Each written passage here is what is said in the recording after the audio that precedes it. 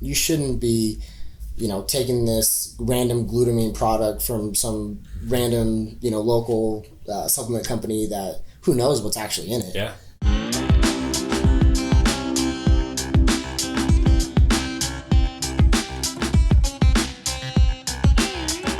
Hey, here he is. Or hey, everybody. Fuck it, dude. This might even just kind of be part of the intro. Is guys, I'm bad at intros.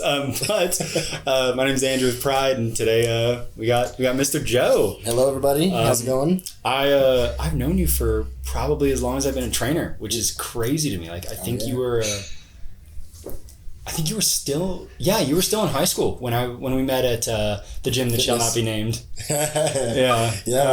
It's crazy, man. Because I even remember when you started walking and you started training and stuff like that, like always selling your dad supplements and stuff like that. And that's like the early days of me too, where I had no idea like what a waste the majority of supplements are if you're like, if you still don't have a handle on like your diet and your lifestyle and your sleep and stuff like that. But fuck, dude, it's so weird to think about how much I used to know about supplements and like anyway. But yeah, man, give us the spiel, man. Like who is Joe? I've been a bodybuilder for now about 9 years.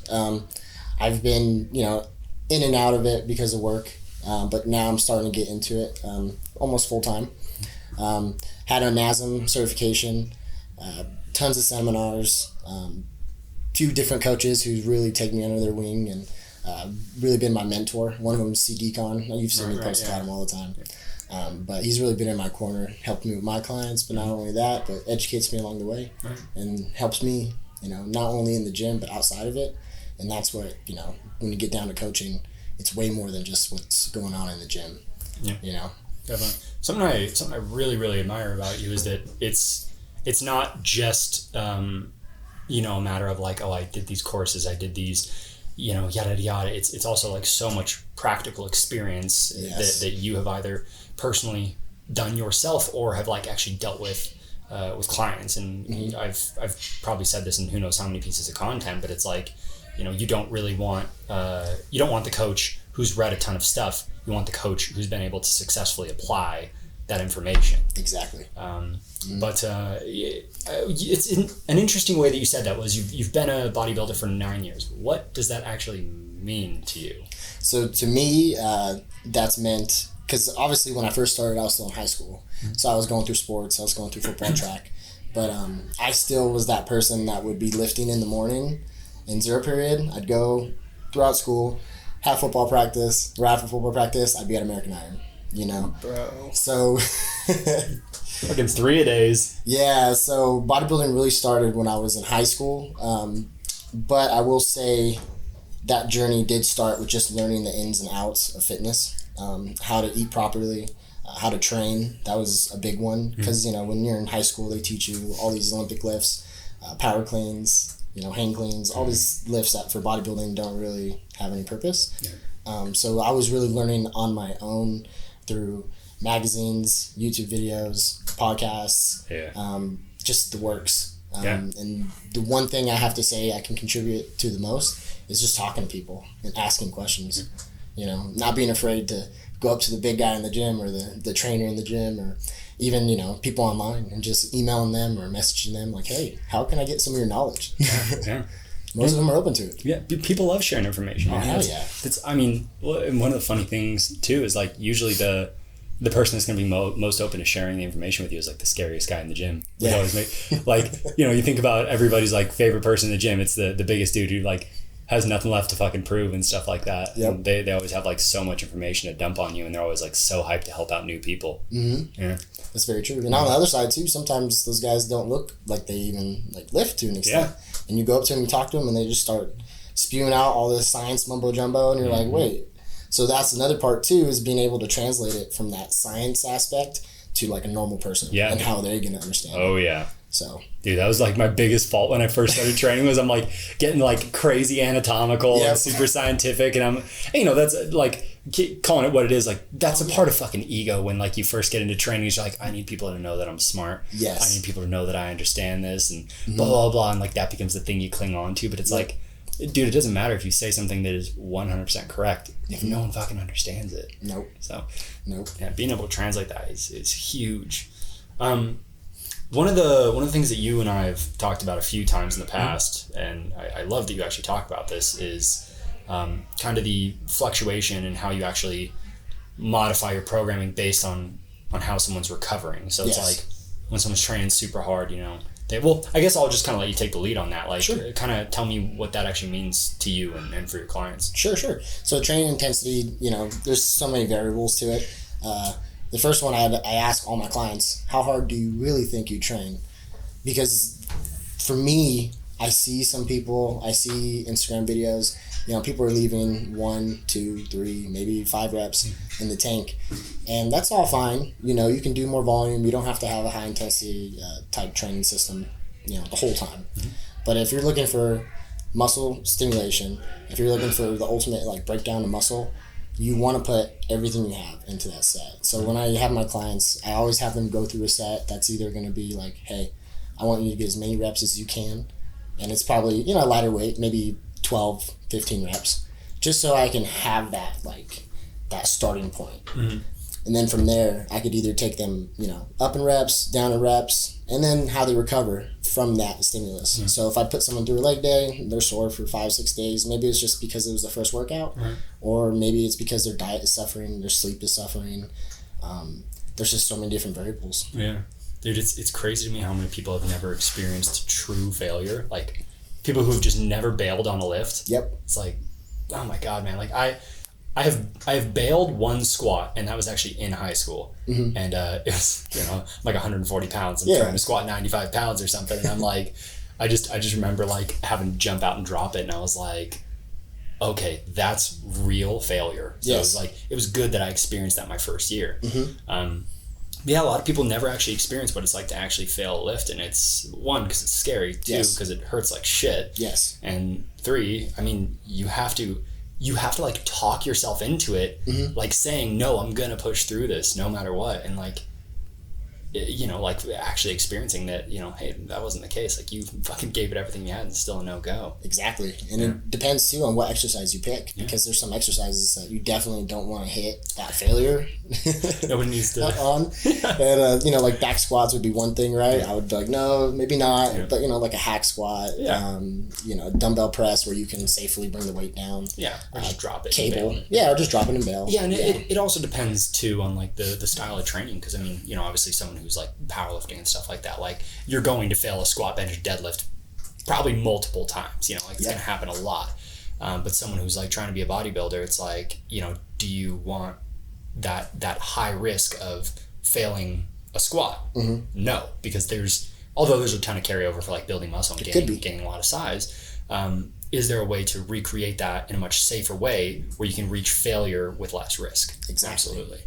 Yeah, but as far as like, so for you, you know, let's say the client's just not recovering well, you know, they're every single time they come to the gym, they're like, I'm still like an 8 out of 10 sore.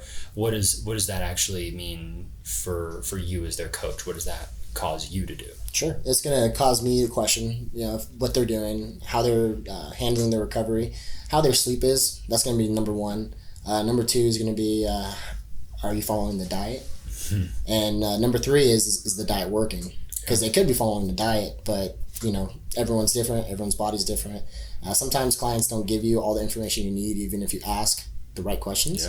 So that's why each check-in is so pivotal, because that's when you can really analyze, you know, kind of like one thing at a time. And over, you know, the course of a couple weeks, months, years, all that adds up and really, really will pay off. You start really understanding who that person is, and also just like how they kind of work, you know. You learn their body, you know, you learn what works for them. You know, like I have some clients where like I know exactly what they can and can't eat and how they can and can't lift, and it makes my job a whole lot easier. But also I put myself in that position by asking them the right questions, and they're the type of clients to give me the truthful answers. Because that's big too, is because you have to have that trust. If you don't have the transparency with the coach-client relationship, like, what are you going to do? You know, like, a coach is trying to solve a problem that doesn't actually exist, you know, because it's like the solution is something you already provided, but the client hasn't actually used it. Exactly. You know, for example, I had a client for 6 months drinking whole milk, and he kept telling me it was 1% milk. And I was like, oh, okay. he made progress, but he got to a point where he was stalling, and I was like, hey, just take pictures of everything that you're eating, just the packages. Everything was good. As soon as we got to the milk, I was like, all right, man, how much are you drinking? A quarter gallon a day. Okay. That might be it. Yeah. It's probably like 1,000 calories a day extra, if not more. Yeah. That's wild. And it's all mostly fat. Yeah.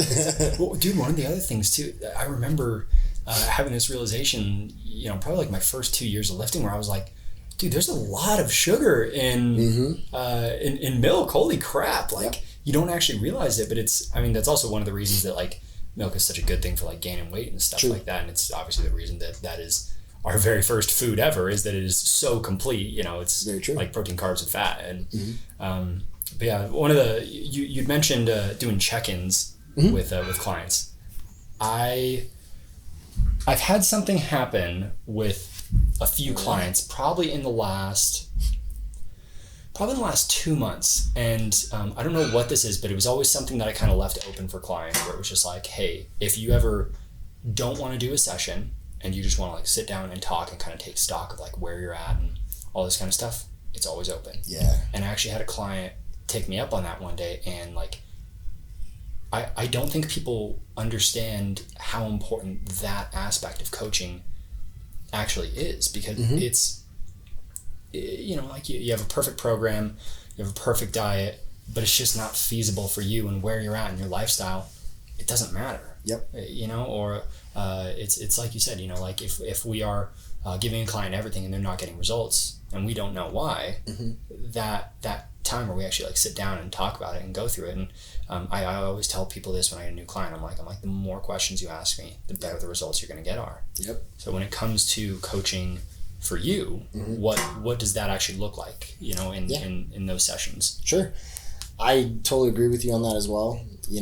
Sitting down one-on-one, maybe we won't do a session today. We'll just sit down, ask me all the questions you want, go over your day, how your days go, just to get back on track. Yeah. But like for me, we always start off, the most important part of the coaching process is that initial, conversation that you have, because that's where I'm going to get, all ABCs, and I'm going to see how your days are, how your schedule is, because I can't just give someone, let's just say like a normal coach, for example, would just be like, okay, I'm going to have you eat 6 meals a day. Well, maybe, they're a single mom that works 2 jobs. Yep. They're not going to eat 6 meals. Yeah. Let's honestly, 2 as a female, maybe 3, 4. You don't need 6. There's things that you can totally maneuver and change for the client. It's never one size fits all. It's that first, I just can't stress it enough, that first conversation, that's where you're going to know pretty much how the client's going to be, how they're going to perform, how they're going to listen, and if they're coachable. Which is huge. That's such a big part of it, because again, it doesn't matter if the information is perfect if it's not going to get actually used. Exactly. And sometimes those clients have a hard time translating that information. Because they think their day is easy, or they think their day, I can eat 4 meals, but once you get into it, you're going to start hitting those problems. And that's where the coach comes in to help get past those roadblocks. But then with my coaching, I really stress just communicating. Like I don't care for the most part if my clients text me and it's not check-in day. Ask me questions. I'm here for your success. And for me, I really enjoy helping people, and I really enjoy helping them succeed.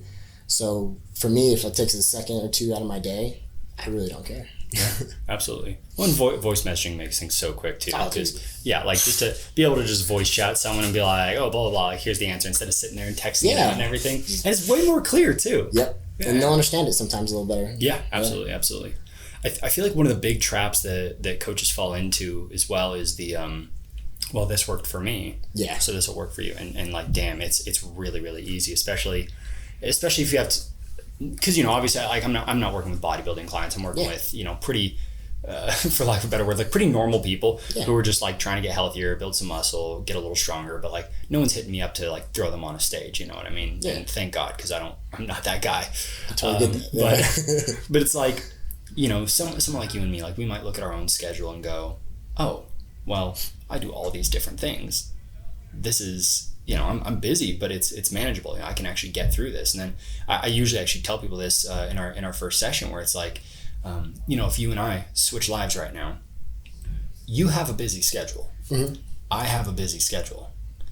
My schedule will make you lose your fucking mind, and your schedule will make me lose my fucking mind, because mm-hmm. it doesn't matter that it's easy for us. It's that we haven't actually built those systems and processes in our life to actually get through that. But, give me a month figuring your life out, give you a month figuring my life out, probably start to put it together and stuff like that. But exactly. A lot of people will hire a coach because they've seen the results that they've got with someone else. Mm-hmm. And they might not even realize how much work actually went into that, how much actually needs to change. And mm-hmm. in some cases, how incompatible their lifestyle or even their drive is. And I think, I think that might be one of the toughest things, is dealing with, like, because I actually have a client who, and he's probably going to text me about it when he hears this, who always texts me, and he'll be like, I just want like some motivation. Kind of the way he'll say it is like, do you think I'm doing a good job? And I'm like, I'm not doing that. Yeah. I'm not that coach. I'm not gonna, like, if I think that you're doing good, I'll let you know. Yeah. But I'm not gonna, and I guess maybe it sounds mean, but it's like, that drive comes from within. It does. So when you find someone who's not internally motivated, they're motivated by factors outside of them, how do you actually handle that? Sure. It's gonna definitely depend on what that factor is, because mm-hmm. Everyone has different factors. Some guys want to come in here and get big arms because they want to get a girl. Yeah. You know what I mean? Yeah. And then there's some people that just want to live a healthier life. Me personally, the way I handle that is, if they don't have a clear, definitive answer to why they want to do this, why they want to be fit, why they want to be healthy, most of the time I'll recommend them to another coach that I think can handle that a little bit better than me, because at that point it's getting a little out of my spectrum. Because for me, I really just want to spend my time and focus my time on people who really know what they want, because those are the people that can make the most impact. It's not that I'm like, I don't want to deal with clients like that. It's more so I just don't have that scope yet. Yeah. It's tough too, because that it becomes like a vicious cycle where it's always like, you're doing great. And don't get me wrong, like, it's easy to kind of just like pop in and give like random words of encouragement, and it helps to an extent. But it's like, when it becomes a big thing, it's like, I don't know that you've fully connected to why you want to do this. And exactly. You can probably. Actually, I want to hear your thing now, because I'm gonna give you mine real quick. Like, I remember taking high school weights, and the girl that I was dating at the time, I remember her and I were doing what kids do. Yeah. And she actually mentioned it one day, where she's like blah blah blah, your arms, and I was like, my what? And like, it was just immediately like my little freaking like teenage testosterone brain was just like, I love this. This is the greatest thing that's ever happened. I'm gonna do this forever. But like, beyond that, like, I remember being a kid and like, one of my friends, I'll put that in quotes, one of my acquaintances like fucking beats me up one time, whatever, and I was like, I am never gonna have that happen to me ever again. Yep. So it's like, those things are so clear. I want a physique that my partner loves. Mm-hmm. I want a physique that shows like, don't fucking start shit with me. Right. That's also why I like started learning like Muay Thai and Jiu-Jitsu and a bit of Jiu-Jitsu and stuff like that, is because there is such a clear tie to those goals, because I experienced those setbacks. Yep. Or in the case of the girlfriend, that little ego boost. So it's like, when you have something where, I'm really chasing this, and oh God, I really don't ever want this to happen. Mm-hmm. You don't need someone to fucking, give you a smack on the ass to get you moving. Never. What made you stick to this shit for 9 fucking years, dude? You just, also, it's, if I can, I would love you to send me that picture that you showed me outside. Oh, I will. You guys, he gained 100 fucking pounds. Okay? Like, this dude, despite the size of his neck and head, this was a small guy when I first met him. I caught the rest up. Yeah. But like, I really, like, I want to actually show these people that picture. Is fucking crazy, man. But like, definitely, what the fuck motivated you to do that for 9 years? Awesome. Yeah. To start, I've always been in sports. I've been very competitive. football camps. I mean, I was bred to be right to be a D1 athlete. That was the goal from like the moment I was born. I mean, I was named after Joe Montana. Like that was my path, right? So I played football for 12, almost 13 years, right? Through that, I started bodybuilding. I really, honestly, I fell in love with the sport.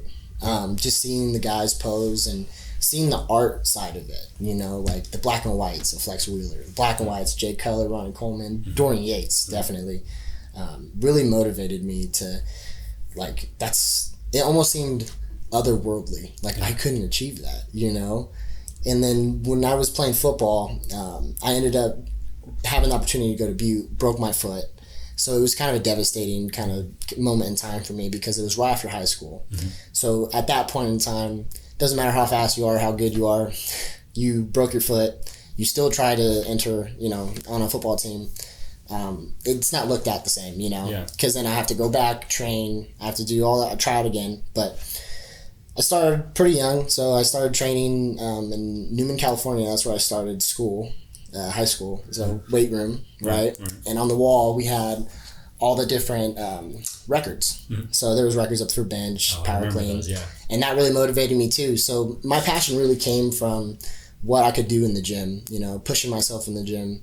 You know, I've been through the ringer, you know, my first girlfriend out of high school, when I really started getting serious in bodybuilding, I mean, training 1-2 times a day. I was eating 6 meals a day. I was 18. I was full in. She ended up breaking up with me because I was dedicated to this, and it was an insecurity issue. So it was one of those things where it was, you know, it was hard for me because I was young, you know, I was in love. It was, you know, first heartbreak. Yeah. But at the same time, it really put it on my shoulders. It really put it on me, like, I'm choosing this over a girl I've been with for 4 years. All the other questionable things that go along with bodybuilding, you know, really, I took that head on, you know, took it head on, did my first show in 2017. I was only 168 pounds on stage. That picture fucking shocked me, by the way. Yeah. I remember looking at that picture because I had left the gym that I knew you at. Yeah. And I hadn't seen you for years, you know? So I remember you post that picture and I was like, what the that's Joe? Yeah. I couldn't believe it, man. Yeah, it was a good time. That was an amazing show for me because I went in ready to just have fun. Like, I didn't go in to win. Yeah, you looked so happy at that show, dude. Every picture you're fucking smiling. Always, man. But, you know, that's kind of like where bodybuilding has taken me to a place of, like, where it was really fun, and it still is. I enjoy the heck out of it. I mean, when I get to train, that's like every day I get to go to Disneyland. But the second show I've done, that was definitely a different attitude. I'm in it to win it. I'm putting 110% in it. You know, weighed in 185 pounds, so 20 pounds over. I had to cut. You weighed more at that show than I do right now. That's insane. But how tall are you? 5'7.5", 5'8". Bro, I'm 6'3". That's nuts. But yeah, man, it's been a long journey to an extent, 9 years, but I've enjoyed every moment of it. I mean, I'm definitely blessed to be able to lift weights and eat a ton of food because that's not the case for a lot of other people in the world. So the fact that I'm able to do that and put my whole heart and soul into it, not only as a sport, but as an art, you know, the past 9 years have been amazing, and the next 9 are going to be even better. Heck yeah. I bet so clearly you can remember the disappointment of that broken foot and that breakup still. Oh, yeah. That, for anyone who's listening who, like, wants motivation, like, that's how you fucking keep pushing, is you remember that fucking disappointment of, I will never experience something like this again. Because that's the shit that's going to push you, you know? Like, people are so much more motivated to avoid pain than they are to seek pleasure. So it's like, when you have someone say, you know, like, oh, I really want to lose, like, 15 pounds or something like that, that motivation might get you, you know, through 5 or 10 pounds or something like that. Exactly. But that memory of, you know, your dad calling you a fat fuck or something like that, or you know, kids teasing you on the playground, like, that's gonna make you lose fucking 30. Exactly. It's like really feeling that disappointment and knowing, God, I never want to feel that shit. Like, I don't want to fucking experience that letdown. Fuck, I'm not going to school for football. Fuck, my girlfriend left me. I'm feeling insecure as shit. It's like, man, you'll do almost anything to avoid pain. It's crazy. Exactly. And to an extent too, you kind of have to welcome it, because every workout that you're truly going to go in, you're going to push yourself, right? I mean, it's really difficult to go in day out, 6 days a week, every day, and push yourself, because you're always pushing the logbook as a bodybuilder, or you should, to make that progress.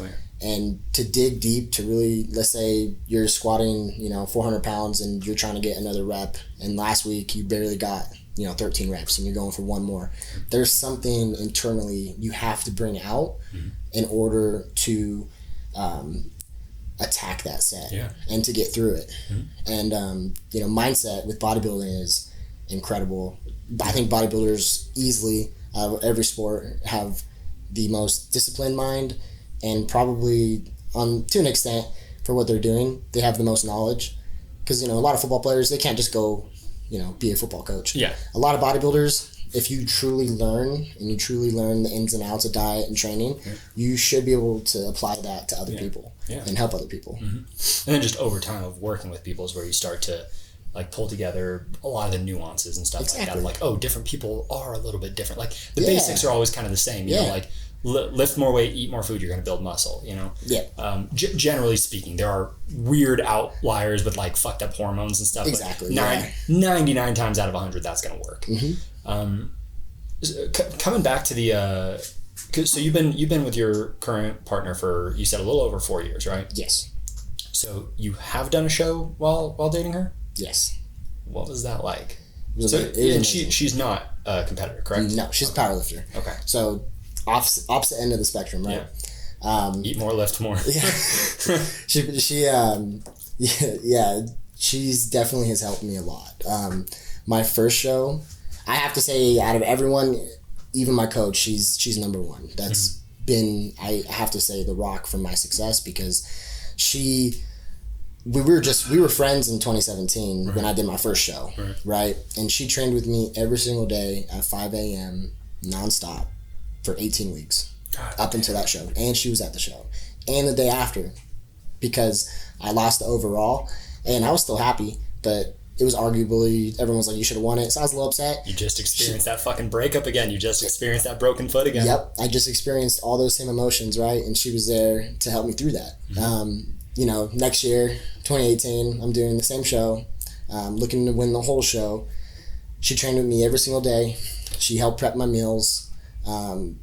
She was there for me emotionally too, because the roller coaster ride of being a bodybuilder, dealing with your job, personal life, family, it goes into so many different levels, and she was there for me. And it's not easy. It's not easy to date a bodybuilder, let alone someone who's on prep, who's going to compete, because your hormones are out of whack, you're tired, you're hungry. Just honestly, the last 3, 4, maybe 5 weeks, if you really diet, you have no libido. You literally just want to eat, sleep, and work out. That's it. And you probably don't even want to do those. Nope. That's the internal, motivation just kind of coming out. But, she was very active. She helped me with posing. Like I said, meal prep. We had our ups and downs for sure, but if I didn't have someone so level-headed like that, there would have been countless arguments, fights. Yeah. I mean, my first show, right, that she helped me in 2017, I was actually dating another girl, and it was totally the opposite. She would even leave brownies and the stuff I liked out for me to see. Bro, fuck. Sabotage. Talk about sabotage. Yeah, straight up. My God. And I'll never understand why some people really dislike something that you're doing and you're passionate about. But again, quickest way to lift yourself up is push someone else down. Or at least make you look higher, Exactly, right? So, all those obstacles really build you as a person. Yeah. But that's nuts, man. So are you sponsored by anyone right now? No. Okay, then you're the perfect person to talk to about this. Because I've always had this thing in my head where the first sponsor that a bodybuilder takes, and a lot of these are hey, use my discount code, which isn't a real fucking sponsor. It's guys. not. No. Yeah, they're just making a shitload of money off you, and you're getting what, like $2 per sale or something like that, if that. You literally get, if it's 20% off, right? You get that 20%. Yeah. Oh my god. So whatever that is, which most people buy one thing. Yeah, and like even outside of that, like let's say it's $100 that they end up buying. Like, congratulations, you made less than a person makes begging on the side of the road in 5 minutes. Like, exactly. $20 ain't shit. Maybe it adds up. Maybe you end up getting something, but free advertisement. Yeah, exactly. I'm getting all over the place though. Like for genuine sponsorships, sure. I've always kind of had this belief of the first legit sponsor that someone takes. Yeah. All it really is someone said, you look good. We're going to give you a few free things. Mm-hmm. Be one of our sponsees, basically. Yeah.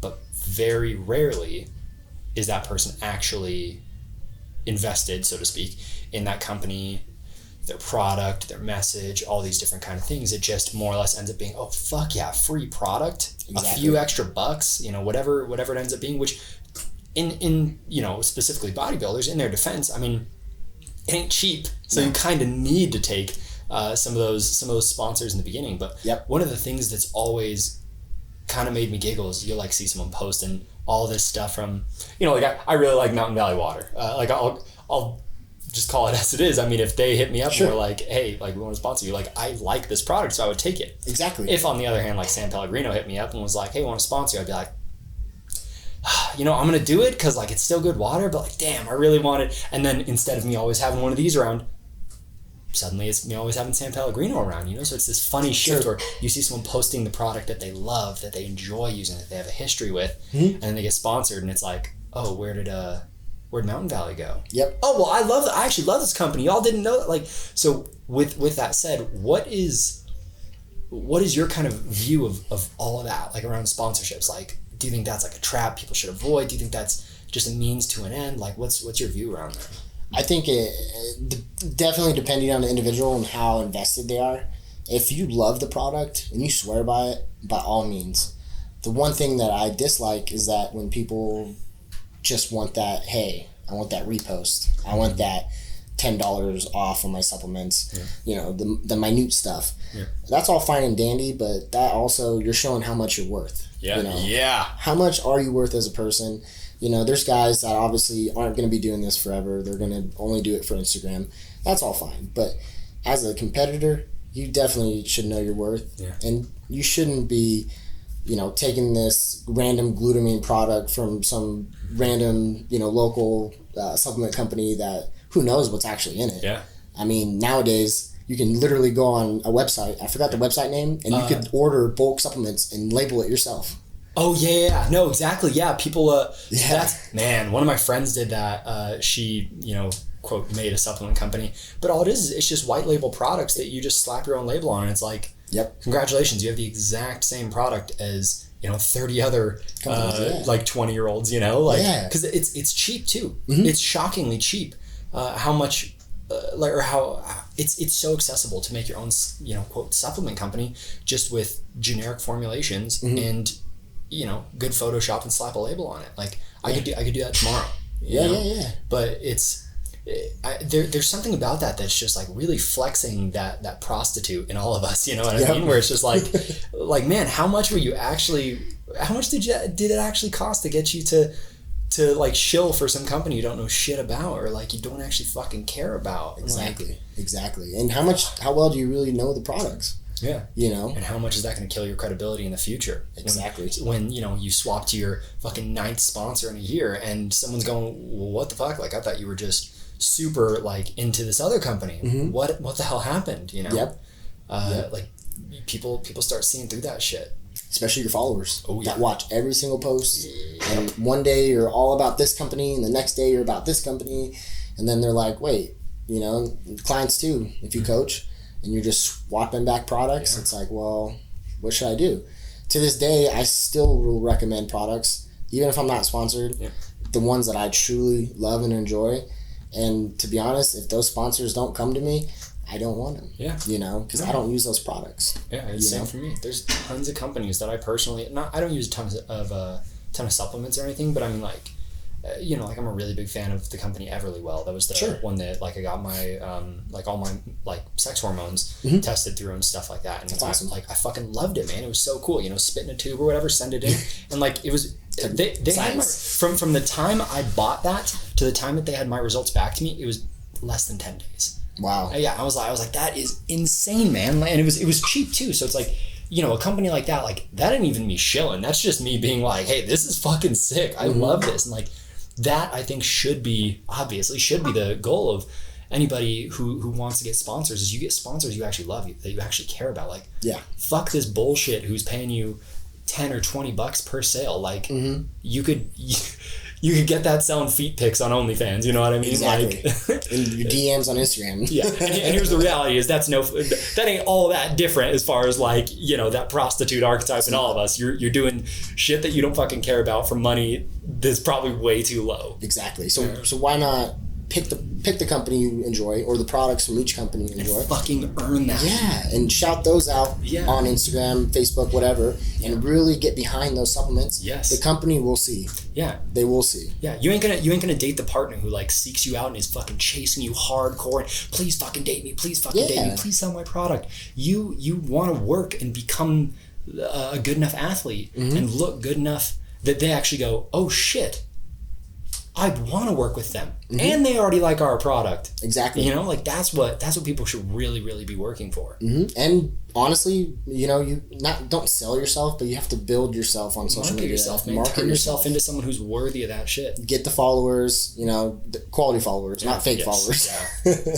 And truly educate people on the product, and they'll buy it. Yes. And then, like we said about the discount codes, right? Anyone could get one. Yep. If you truly love that product, get that discount code. Yeah, absolutely. And then shout it out. And over time, there's a few people that I've talked to that they say that their company will acknowledge if you get over a certain amount of sales. Yep. And they'll take you on as a team. The only bad thing is by the time you get that big, it's actually debatable whether you want to stay on that 20% or whatever, because you have so much. You really love. Yeah. So it's tricky. Yeah, but I think it definitely depends on the individual. Definitely. So you went through 2 different coaches? For bodybuilding, I've had 3. Okay. Yeah. What went into those choices, and like, you know, as far as like choosing them and then even you know, leaving them? What caused all that? So my first coach, I won't touch on too much, but I was educating myself. Shit, now I kind of want you to.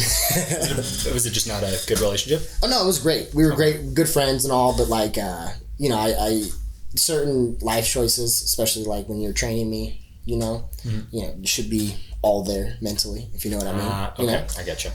But other than that, you know, like I needed someone more than just, hey, adjusting my fitness pal. Like, yes, I needed way more than that. I got with the guy after that. He was a local bodybuilder.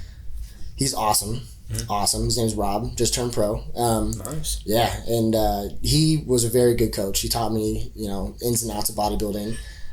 Not the most science-related guy, very, you know, because he's old school, but everything worked. You know, he brought me into my first show looking amazing. So knew the information. It didn't matter how it comes out necessarily. Like if you know the information, you can apply it to a client. Exactly. Don't matter if you know the science or not. Exactly. Yeah, he kind of knew what works and what didn't. And then after that, you know, it was hard for me to move on because I loved Rob, you know, super close. But I wanted someone that had a little bit bigger, I guess, just not necessarily knowledge, but he's worked with more wide variety of clients, right? So I followed this guy, his name's Cornelius. I followed him on Instagram for 2 or 3 years before I even pulled the trigger. I picked him because he has a degree in psychology, and he can and he really understands people, and he really gets in your head without you really even kind of realizing it. And to be quite honest, the transformation I've made with him has been the biggest. I think when we first started, I was 168 pounds, and I ended up getting up to 230 in like a year, and that was just diet and exercise and sleep. You know, nothing drastic, nothing crazy. Blood work every 6 months. You know, I really wanted to take that bigger step because if I wanted to go, which I do, I want to be a pro, and I want to compete as a pro. I need a coach that has the variety of knowledge, whether it's like, blood work, drugs, diet, everything, the works, one-stop shop. Yeah. And the client psychology that goes behind all of that. Oh, dude. Because there's even understanding, because, obviously a lot of people are hearing, oh, he went from 160 to 230. How the hell did he do that? Yeah. And obviously, you just mentioned drugs and stuff like that. Yeah, but of course. Your psychology, while you're taking whatever you're taking, is going to change too. Yes. People hear roid rage and they think that's all there is, but it's like, dude, there's also like these big like dips. I mean, you'll get super fucking depressed. You'll get erratic. You'll get like fucking super motivated, super unmotivated. You'll be all over the place. Yep. Man, like that's such so because I've done a few certs on like client psychology and stuff like that. Yeah. And like that's another thing that I think really separates a trainer from a coach. Yes. So what was it like having you said his name was Cornelius? Mm-hmm. What was the moment that it actually hit for you where you're like, oh shit, this guy's actually like diving with me, like. Yeah. I think the first, I guess, idea I had of that was our first conversation together about coaching. We talked for probably about 4 or 5 hours.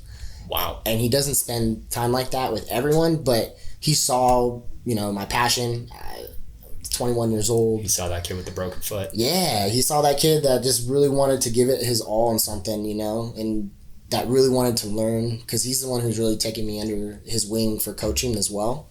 And I was like, wow. I was telling Lindsay, it's like, babe, like, this is awesome. Like, this is totally different. Like, this is what coaching is supposed to be. Like, it was eyes wide open. And through that, not only did he develop me as an athlete, but as a coach, because he would share stories with me. And then as I started getting bigger as a coach, I could share back with him stories that I've heard from other coaches and learn from them. He definitely, he has a whole spreadsheet for every day of the week. You put when you woke up, slept, food, training, everything on there, right? Mm-hmm. Supplements that you take. It was just so detailed. I was just like, wow, like every part of my day, he's going to know. Yeah. And as a coach, that's kind of essential. Yeah. So especially with this really, really high level stuff too. Exactly, because one little tweak makes all the difference, man. Yeah. I always have people where they'll be like, oh, like, should I be taking this supplement? Should I be doing this thing? Should I be, what time of day should I be training? It's like, look, you are trying to get healthy and, exist as a functional human being. Mm-hmm. You're not trying to hop on an Olympic stage. You're not trying to hop on a bodybuilding stage. Nope. These small tweaks ain't worth the stress for you right now. No. But it's like when you're shooting for a pro card and beyond. Yep. Fuck yeah, that 1%, that 1/10% really starts to add up. Yep. Like, it's craziness, man. Especially over 9 years. Yeah, absolutely. Yep. Yeah, dude, those tiny little things. I mean, it's compound effect, dude. Like it adds up really, really quick. Well, I suppose it doesn't add up quick, but it definitely adds up in the long run. Yeah. Well, fuck, man, this has been a great conversation, dude. Like this is I guess just to kind of wrap this up, what are you proud of yourself for, man? Sure. I honestly, man, I'm proud of the person I've become through bodybuilding. It's definitely shaped me as a person. But most importantly, it's showed me as well, like, my passion and, like, I guess my purpose in life is to really help other people. I've known that since I was a kid, but this has really given me the opportunity and platform to help people. And Instagram is a great example. Through my posts and stories, I've been able to just give people advice, on the lowdown on either hormones, diet, exercise, mostly actually on the hormonal end. And I've been able, like, happily to say and confidently been able to say I've been able to change people's lives for good. Yeah. And honestly, man, that makes me feel incredible. Like, I could never turn pro, but if I could help 100 people, just 100, I'd be totally okay with that. Yeah. Start cultivating that outward focus, looking into, how can I change other people's lives instead of just how can I be better? How can I do more? How can I, how do I elevate myself? It's how do we all fucking go up? Exactly. we're in this as a team, man. That's what I love about the gym. Yeah. You know, it doesn't matter who you are, where you come from, you know, color, race, anything. There's no real competition here, bro. No, it's you and yourself, and 225 pounds is going to be the same weight for you as it is for me. Exactly. And it brings everyone together, man. Yeah. And my mentor, Goss, told me that when I was like Goss, I haven't heard about him forever. Yeah. That he's also the number one reason why I am where I am. Yeah. That's fucking awesome, man. Yeah, man. It's been amazing. Final bit, man. I've kind of asked this question a few ways where it's, you know, what have you never been asked before? But I've kind of started to think of this more as, what have you been really focusing on lately that you haven't really talked about yet? Like, what's been in your head that you're like, oh fuck, this is great? Sure. I'd have to say it has to do with coaching. I've been thinking about coaching a lot because, you know, I've had certain people come to me and ask for advice, and they have coaches, or I have people that are coach shopping and they ask me and 30 other people. What it comes down to is, when you're looking for a coach, you just need to find someone that matches your personality, that matches, you know, your goals, that's going to help you reach your goals. But most importantly, I think you need to find that coach that is going to be invested. Because, you know, even recently when trying to look for like a new coach, because, you know, people want to change things up.